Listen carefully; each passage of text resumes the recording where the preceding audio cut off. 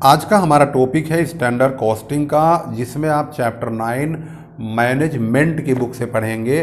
भाई आजकल के समय में पता क्या सबसे ज़्यादा इम्पोर्टेंट ये है कि अब जब से एनईपी सिस्टम आया हुआ है इसमें और जो प्राइवेट एग्ज़ाम हो रहे हैं उनमें काफ़ी डिफरेंस आ चुका है, और जिसकी वजह से जो कुछ यूनिवर्सिटीज़ एमसीक्यू बेस्ड प्रॉब्लम को सॉल्व करवा रही है फाइनल ईयर में, और कुछ यूनिवर्सिटीज़ नहीं करवा रही हैं। हालांकि प्राइवेट में एमसीक्यू सबसे ज़्यादा चल रहा है, लेकिन भाई मैं तो यही कहूँगा कि जिसके यूनिवर्सिटी में स्टैंडर्ड कॉस्टिंग में एमसीक्यू चल रहा है उसके लिए आज की वीडियो ज़्यादा इम्पोर्टेंट है। अब हम स्टैंडर्ड कॉस्टिंग जो चैप्टर आप देख रहे हो इसके एमसीक्यू के बारे में हम स्टडी करेंगे। तो यहाँ की जो प्रॉब्लम है क्वेश्चन नंबर 1 अगर आप देखेंगे तो यहाँ से आपका एमसीक्यू बेस्ड प्रॉब्लम की शुरुआत हो रही है। इसमें हम सारे आंसर आपको बताते चलेंगे। लास्ट में मैं इसका आंसर का जो पॉइंट्स है जहाँ पे आंसर लिखा हुआ है वह भी आपको दिखा देंगे। तो आप देखेंगे पहला क्वेश्चन है standard costing involves the. Standard costing में शामिल होता है fixation of estimated cost, determination of standard cost, setting of budgeted cost या कलेक्शन ऑफ एक्चुअल कॉस्ट। तो इसका सही जवाब है डिटर्मिनेशन ऑफ स्टैंडर्ड कॉस्ट। बहुत फास्ट बहुत जल्दी समझेंगे जिससे कि आपको दिक्कत ना हो और बहुत कम समय में हमारी सारी प्रॉब्लम सिलेक्टिव प्रॉब्लम एमसीक्यू वाली सॉल्व हो जाएं। दूसरा क्वेश्चन है स्टैंडर्ड कॉस्टिंग हेल्प्स इन। स्टैंडर्ड कॉस्टिंग किस में हेल्प करता है? क्या मेजरिंग एफिशिएंसी या रिड्यूसिंग लॉसेज, कंट्रोलिंग कॉस्ट या कंट्रोलिंग प्राइसेस। इसका सही जवाब है मेजरिंग एफिशिएंसी। इसके बाद हमारा तीसरा क्वेश्चन है standard costing works on the principle of. Standard costing किस सिद्धांत पर काम करता है? तो यहाँ पर है management by exception, management by rule या management by costing, all of these. तो इसका सही जवाब है मैनेजमेंट बाय एक्सेप्शन। बहुत सारे बच्चे ऐसा होता है कि ऑल ऑफ दीज जब दिया होता है तो सोचते हैं ऑल ऑफ दीज दिया ही तब जाता है जब ये आता है। इसका सही जवाब होता है, लेकिन ऐसा नहीं है। अब इस क्वेश्चन में आपने देख लिया इसका सही जवाब है ए, लेकिन ऑल ऑफ दीज भी इसमें भर रखा है। तो इसका मतलब है कि ऐसा कभी भी ना सोचें कि ऑल ऑफ दीज आया है तो उसका ऑल ऑफ दीज ही आंसर होगा। इसके बाद आता है standard costing can not be used where. Standard costing वहाँ नहीं यूज हो सकता है, कहाँ पर? मैनेजमेंट इज इनएफिशिएंट या वर्कर्स आर स्लो या non standard products are manufactured या वर्कर्स आर अनयूनिटेड यानी कि यूनाइटेड। तो वर्कर्स आर यूनाइटेड। तो इसका सही जवाब क्या है? इसका सही जवाब है non standard products are manufactured. इसके बाद question number 5 standard costing helps in price fixation या price fixing when demand is high, demand is low, demand is elastic, demand is inelastic. यानी स्टैंडर्ड कॉस्टिंग सहायता करता है price fixing में। कब price fixing में सहायता करता है? ये जब डिमांड हाई हो, डिमांड इलास्टिक हो, डिमांड लो हो, डिमांड इन इलास्टिक हो। तो भाई ये करता है जब डिमांड इलास्टिक हो, यानी कि इसका सी सही जवाब है। इसके बाद है number 6 standard costing and budgetary controls are techniques of costing, techniques of control, techniques of profit planning, none of these. तो इसका सही जवाब है टेक्निक्स ऑफ कंट्रोल। इसके बाद आता है स्टैंडर्ड कॉस्टिंग में not be suitable. Standard costing suitable नहीं है, कहाँ? इन लार्ज कंसर्न या इन मीडियम कंसर्न या इन स्मॉल कंसर्न या ऑल ऑफ दीज। तो इसका सही जवाब है in small concern. Standard costing small concern में सही नहीं या सुटेबल नहीं है। 8वां प्रश्न है the type of costing which is most suitable for cost control purpose is.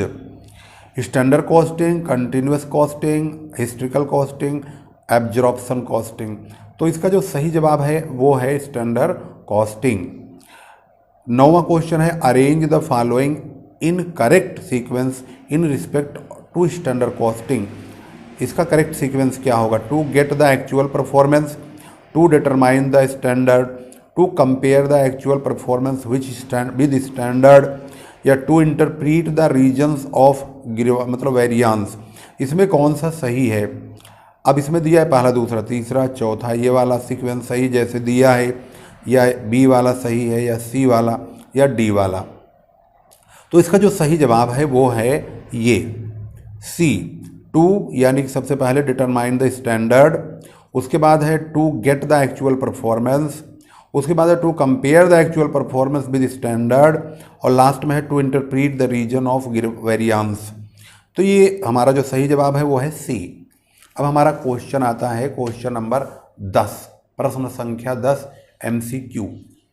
Standard cost are, standard cost क्या है? आइडियल कॉस्ट है, नॉर्मल कॉस्ट है, एवरेज कॉस्ट है, या रीजनेबली अटेनेबल कॉस्ट है?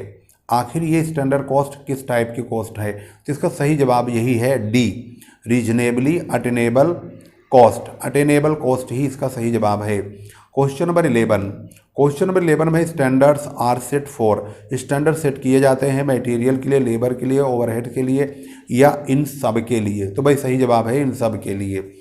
Standards are based on, standard जो है किस बेस पर आधारित है? टेक्निकल एस्टिमेट्स, एक्चुअल परफॉर्मेंस, या ए एंड बी दोनों, या नॉन ऑफ दीज? आखिर इसमें से सही जवाब कौन सा है? इसका सही जवाब है टेक्निकल एस्टिमेट्स।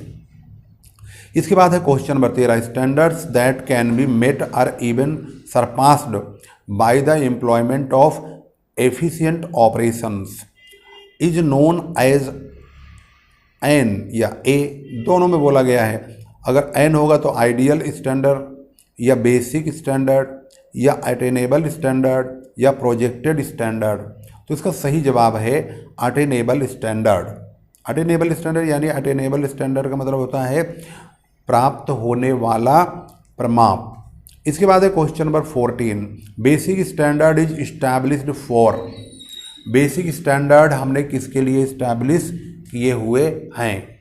तो ये देखने वाली बात है और इसका सवाल चेक करना होगा, क्या शॉर्ट पीरियड के लिए, करेंट पीरियड के लिए, इनडेफिनिट पीरियड के लिए, या लॉन्ग पीरियड के लिए?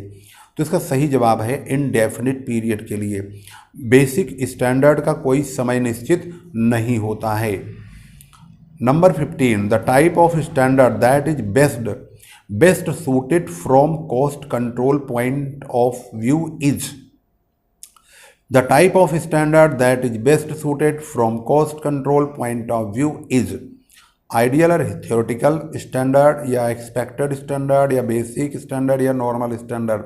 तो इसका जो सही जवाब है वो है एक्सपेक्टेड स्टैंडर्ड। इसके बाद question number 16, fixing the standard is the work of cost accountant, industrial engineers, production manager, chartered accountant? तो इसका जो सही जवाब है वो है इंडस्ट्रियल इंजीनियर्स। जो स्टैंडर्ड फिक्स करने वाले लोगों में आते हैं वो है इंडस्ट्रियल इंजीनियर्स। इसके बाद हमारा पॉइंट आता है 17 क्वेश्चन नंबर का। 17 में क्वेश्चन नंबर 17 अगर आप ध्यान से देखेंगे तो इसका standard cost in practice should be fixed on the basis of ideal cost, normal cost, average cost, या रीजनेबली अटेनेबल कॉस्ट? तो इसका जो सही जवाब है रीजनेबली अटेनेबल कॉस्ट। 18वां क्वेश्चन है standard for overhead is based on budgeted income, output, balance sheet, या all of these? तो इसका सही जवाब है आउटपुट, क्योंकि स्टैंडर्ड ओवरहेड का आउटपुट बेस्ड ही होता है, उसी के लिए बजट बनाया जाता है। Standard cost are determined by, 19वां सवाल है ये, यानी MCQ का 19वां क्वेश्चन। तो यहाँ पर अगर आप देखेंगे तो यहाँ पर बोला गया standard cost are determined by projecting the past cost trends, या technical analysis of the cost, या estimating on the basis of competitive industries, या ऑल ऑफ दीज? तो इसका सही जवाब है technical analysis of the cost. इसके बाद question number 20, in standard costing standard cost is compared with actual cost, estimated cost, fix cost, variable cost? भैया standard cost की जो कंपेयर है एक्चुअल कॉस्ट से की जाती है, एस्टिमेटेड अलग है, फिक्स अलग है, वेरिएबल भी अलग है। 21 नंबर 21 देखेंगे तो यहाँ लिखा है if labour time standard is based on the maximum efficiency the unit cost will be. इस केस में इसका जो सही जवाब है क्या हायर, लोअर, द सेम, या some time higher some time lower? तो इसका सही जवाब है लोअर यानी बी। क्वेश्चन नंबर 22, 22 में कहा गया है when standard cost are used the amount of detailed record keeping will normally reduce, increase, stay the same, be more time consuming. तो इसमें सही जवाब कौन सा हो सकता है? तो इसका सही जवाब है रिड्यूस। 23 नंबर में है ए स्टैंडर्ड कॉस्ट इज, अरे यार बहुत बुरा शोर मचा गया। Standard cost is never altered once established is known as AN, यानी स्टैंडर्ड कॉस्ट को हम कभी नहीं बदल सकते हैं। अगर एक बार इस्टेब्लिश कर दिया तो उसको जाना जाता है ideal standard, basic standard, attainable standard या प्रोजेक्टेड स्टैंडर्ड। आखिर कौन सा है? इसका सही जवाब है basic standard. Question number 24, the setting of pre determined cost estimates in order to provide a basis for comparison with actual cost means standard costing, estimated costing, process costing, variable costing। इसका सही जवाब है standard costing. Question number 25 में है which of the following is a purpose of standard costing. Standard costing का purpose कौन सा है? इसमें से determine break even production level, या कंट्रोल कॉस्ट, या allocate cost with more accuracy, या estimate the need for subjective decision by management. तो इसका सही जवाब है कंट्रोल कॉस्ट। अब हम पहुंचते हैं क्वेश्चन नंबर 26 पर। क्वेश्चन नंबर 26 यहाँ पर आते हैं तो यहाँ पर लिखा है one of the objective of standard costing is to simplify production process, control and reduce cost, या एसरटेन द कॉस्ट, या ऑल ऑफ द अबव। इसका सही जवाब है control and reduce cost. 27 number पे standard cost is a tool of cost control and cost. Standard cost जो होता है कॉस्ट कंट्रोल और कॉस्ट का टूल होता है मैनेजमेंट का, रिडक्शन का, प्लानिंग का, कोऑर्डिनेशन का। किसका? तो इसका सही जवाब है रिडक्शन का। 28 नंबर है the type of standard that is best suited from cost control point of view is ideal standard, expected standard, basic standard, all of these. इसका सही जवाब है एक्सपेक्टेड स्टैंडर्ड। क्वेश्चन नंबर 29 में कहा गया है standard cost are estimated cost, pre determined cost, historical cost, या marginal cost. तो 29 नंबर का क्वेश्चन नंबर का जो जवाब है वो है प्री डिटरमाइंड कॉस्ट। इसके बाद है standard cost are computed after the product is manufactured, या बिफोर द प्रोडक्ट्स मैन्युफैक्चर्ड, या after the sale of the product, या नोन ऑफ द एबव।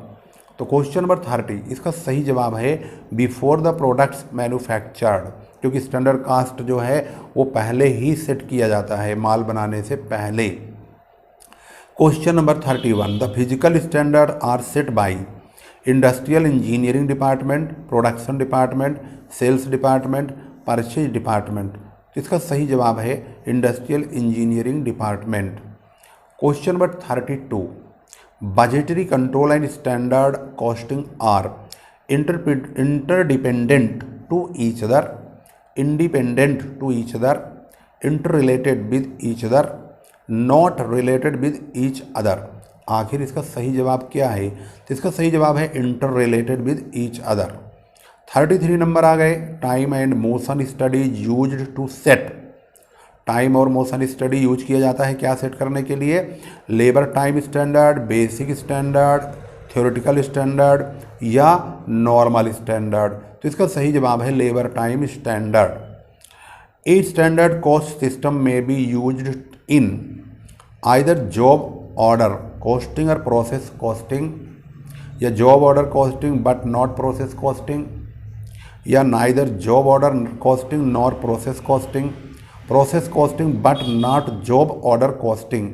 तो इसका सही जवाब है either job order costing और process costing।